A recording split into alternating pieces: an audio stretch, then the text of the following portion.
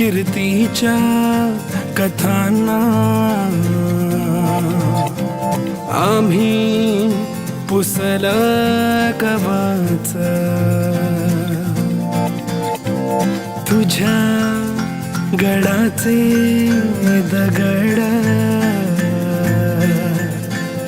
कधी येऊन तू वाच. घडू दे नवी ही कथा आता राजा, रचू दे नवा इतिहास. तुझ्या गडाची ही व्यथा आता राजा, करू दे साऱ्या जगास. ताठ होती माना, उंच होतील नजरा, ह्या रयतेच्या राजाला मानाचा मुजरा.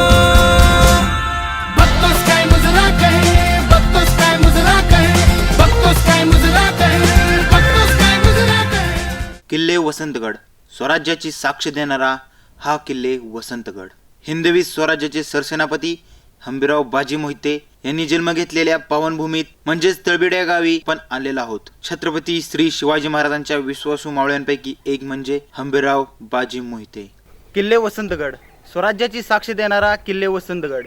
छत्रपती श्री शिवाजी महाराजांच्या विश्वासू मावळ्यांपैकी एक म्हणजे सरसेनापती हंबीरराव बाजी मोहिते. त्यांच्या तळबीड गावी आत्ता आपण दाखल झालेलो आहोत. वसंतगड महाराष्ट्राच्या सातारा जिल्ह्यातील एक किल्ला. हा किल्ला पुणे बेंगलोर राष्ट्रीय महामार्गावरील उंब्रज आणि कराड यांच्या दरम्यान रस्त्याच्या पश्चिमेकडे आहे. तळबीड गाव हे वसंतगडाच्या पायथ्याचे गाव आहे.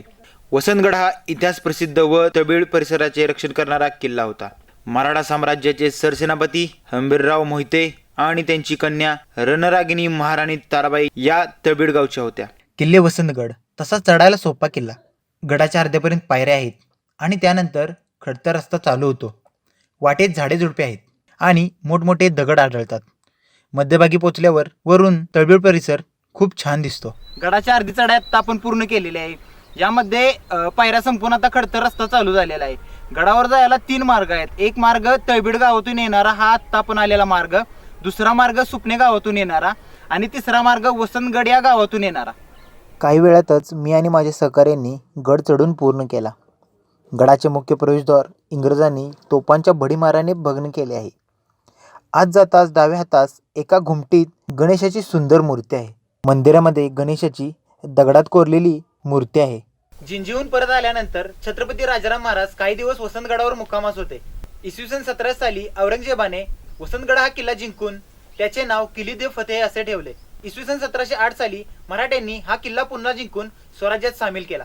असं म्हणतात की प्रभू श्रीराम वनवासात असताना काही दिवस वसंतगडावर विश्रांतीसाठी होते. गडावर प्रभू श्रीरामांचे जुन्या बांधणीचे मंदिर आहे. मंदिर सध्या ढासळलेल्या अवस्थेत आहे. मंदिरात प्रभू श्रीराम, सीतामाई आणि लक्ष्मणाची मूर्ती आहे.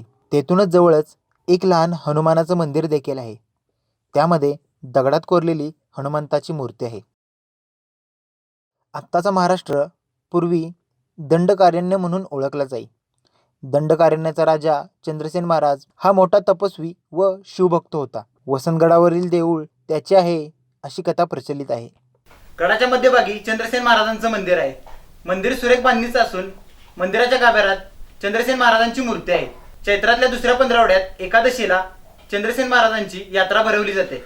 आसपासच्या गावात चंद्रसेन महाराजांची यात्रा उत्साहात साजरी केली जाते. मंदिराच्याच पलीकडे जुन्या राजवाड्याचे अवशेष दिसतात. मंदिर परिसर पाहून डाव्या बाजूने मंदिराच्या बाहेरील वाटेने पुढे गेल्यास वाटेत चुन्याच्या घाणीचे अवशेष दिसतात.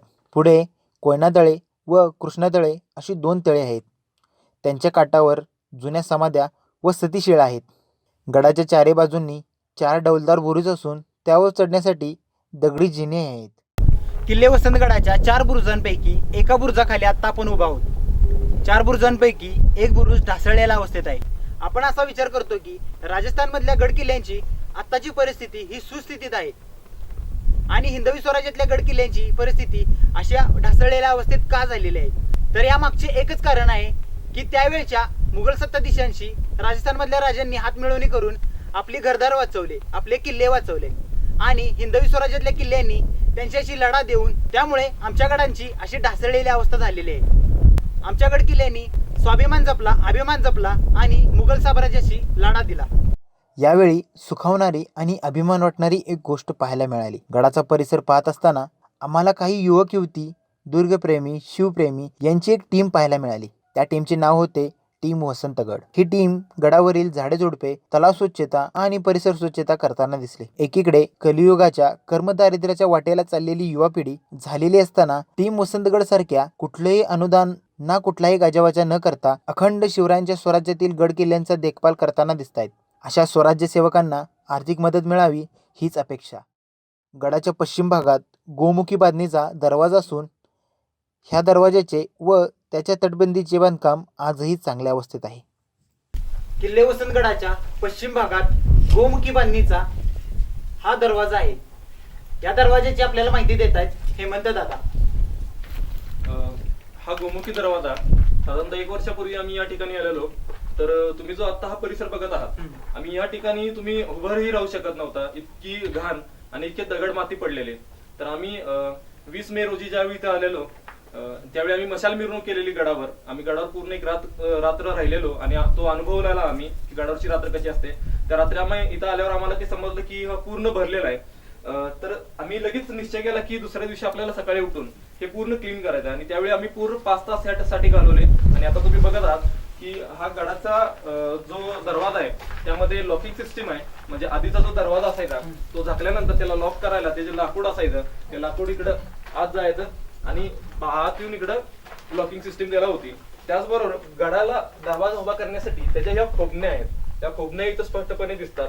आणि पावसानंतर आलेले पाणी हे पूर्णतः बाहेर जाण्यासाठी त्यावेळी मोरी ही इथं दिलेली आहे. ही मोरी ही आज सद्यस्थितीत आहे. ही पूर्ण त्यावेळी मोजलेली ही दिसत नव्हती, त्यामुळे ही मोरी आहे. आता कितीही पावसून दे पाणी इथं थांबत नाही, ते बाहेर निघून जाते. त्याचबरोबर गडाच्या या पश्चिम दरवाज्यावर गोमुख दरवाज्यावर भरपूर झाडे उगवलेली होती. तर मागच्या मोहिमेत आम्ही ही पूर्ण झाडे काढून टाकण्याचा प्रयत्न केलेला आहे आणि बऱ्यापैकी आम्ही ती झाडे मोकळी करून त्या बुरुजांना एक मोकळा श्वास दिलेला आहे. टीम वसंतगड अंतर्गतची आपण काम हाती घेतले ती खूप उल्लेखनीय आहे. त्या कामाबद्दल आपण थोडी माहिती द्यावी. प्रथमतः मी तुम्हाला परिचय करून देतो की टीम वसंतगडचा मी तुम्हाला परिचय करून देतो की टीम वसंतगड हे नाव का ठेवण्यात आलं. या ठिकाणी बऱ्याच संस्था गड किल्ल्यांसाठी श्रमदान करण्यासाठी, संवर्धन करण्यासाठी येतात. पण काही संस्था येतात ते अर्धवट काम करतात जातात, काही संस्था येतात 1-2-3 महिने काम करतात जातात. मग त्यानंतर आम्ही असं ठरवलं की वसंतगड हा अत्यंत जिव्हाळ्याचा प्रश्न आमच्यासाठी झाला आहे. मग आम्ही एका संस्थेला धरून काम करायचं म्हणलं तर तितकासा प्रतिसाद आम्हाला मिळत नव्हता. त्यासाठी आम्ही टीम वसंतगड, फक्त या वसंतगड ह्या नावानं आम्ही एक टीम तयार केली आणि त्या टीम अंतर्गत आम्ही हे काम चालू केलं. आता टीम वसंतगड म्हणजे काय, तर काय होतं की बऱ्याच संस्था येतात आणि एकमेकांचे विचार एकमेकांना पटत नाहीत. त्यामुळं त्यांच्यामध्ये दुरावा निर्माण होतो किंवा वैचारिक मतभेद निर्माण होतात आणि ते फुटून आपापल्या कामाला जातात. मग गड बाजूला राहतो त्यांच्या या वैचारिक मतभेदामुळे. तर आम्ही असं ठरवलं की कोणतीही संस्था नाही किंवा कोणती गडकोटवर काम करणाऱ्या श्रीगुरु कुठली संस्था नाही, तर टीम वसंतगड ही एक टीम, एक वज्रमुठ कडून आपण ह्या गडावर काम करायचं. आणि तुम्ही कुठल्याही संस्थेचा असा, ती संस्था तुम्हाला प्रिय असू दे, पण इथं आल्यावर आमच्याबरोबर काम करताना टीम वसंतगड या नावानंच करायचं की जेणेकरून तुमच्यात आणि आमच्यात मतभेद होणार नाहीत किंवा ह्या गडाचं काम अधुरं राहणार नाही. आणि आपण जे छत्रपती शिवाजी महाराजांचं जे स्वप्न आहे की त्यांचे गड किल्ले हे व्यवस्थित राहण्यासाठी आपण जे प्रयत्न करणार आहोत ते आपण अखंडपणे चालू ठेवायचं. हा आमचा एक छोटासा खारीचा वाटा इतका आमचा हा प्रयत्न आहे आणि आम्ही सध्या त्या दिशेने आम्ही चालत आहोत. टीम वसंतगडला सुरुवात करून 12 फेब्रुवारी म्हणजे उद्याची येणारी 12 फेब्रुवारीला 1 वर्ष पूर्ण होतंय. आणि या एका वर्षात आम्ही जवळजवळ 17 ते 18 मोहिमा घेतलेल्या आहेत. त्यामध्ये आम्ही गडाच्या जे काय अवशेष पडलेले अवशेष आहेत ते ठीकठाक करणे, त्यांना सध्या परिस्थिती देणे, जी काय वाढलेली तटबुजावरची झाडं आहेत त्यांना एक मोकळा श्वास देणे आणि ह्या वसंतगडचा इतिहास लोकांना सोशल मीडिया थ्रू असून दे किंवा माउथ पब्लिसिटी असून दे यांच्यापर्यंत ह्या लोकांना तिथंपर्यंत पोहोचवणे आणि ह्या गडाचा एक असा चेहरा मोहरा बदलून एक आदर्श लोकांसमोर ठेवणे की जेणेकरून आपल्या ह्या सांगली ते सातारा किंवा पुणे बेंगलोर रोडवर एक असा गड आहे की त्याचा खूप मोठा इतिहास आहे, हा लोकांना कळून दे आणि लोकांना त्याचा इतिहास बघण्यासाठी, तो पाहण्यासाठी या गडावर त्यांनी येऊन दे. देवी स्वराज्याचे सरसेनापती हंबीरराव बाजी मोहिते यांच्या पराक्रमाच्या गाथा आणि त्यांचा संपूर्ण इतिहास पाहणार आहोत आपण आपल्या पुढच्या भागात. तरी मित्रांनो, भेटूया आपण आता आपल्या पुढच्या भागात आणि तुम्हीसुद्धा आमच्या चॅनेलला सबस्क्राईब करायला विसरू नका आणि पाहत राहा ऐतिहासिक महाराष्ट्र फक्त गायत्री TV वर.